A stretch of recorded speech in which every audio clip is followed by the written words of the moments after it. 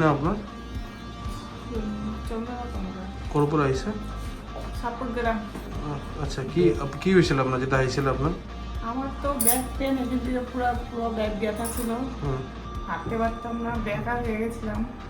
তারপর স্যারের কাছে এসে আমার শুরু পুরা হয়েছে, আমি স্যারকে দেখিয়ে এসে আরাম পেয়েছি, এখন আমি পুরো হাঁটতে পারি, এখন কোনো অসুবিধা হয় না।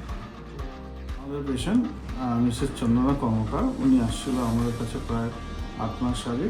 তো যখন এসেছিল খুব খারাপ কন্ডিশনে ছিল, ওনার প্রচুর ব্যথা ছিল, ওনার কোমরে ব্যথা ছিল, ওনার পায়ে ব্যথা ছিল, হাঁটতে পারতো না, বসতে পারতো না, এক জায়গায় মানে স্থির হয়ে বসতে পারতো না। এই কন্ডিশন থেকে যখন আসছে তখন আমি দেখেই বলেছিলাম যে এটা ডিস্কের প্রবলেম।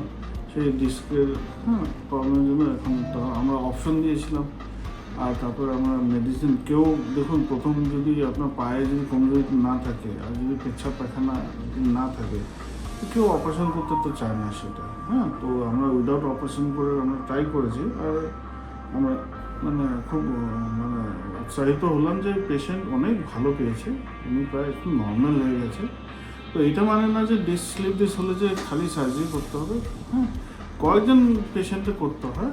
আপনার 100 থেকে 100 মধ্যে 10% পেশেন্টে সেটা করতে হয়, বাকিরা এমনি এদিক দিয়ে ন্যাচারাল প্রসেস দিয়ে, ফিজিওথেরাপি দিয়ে, ওষুধ দিয়ে ঠিক হয়ে যায়। ধন্যবাদ।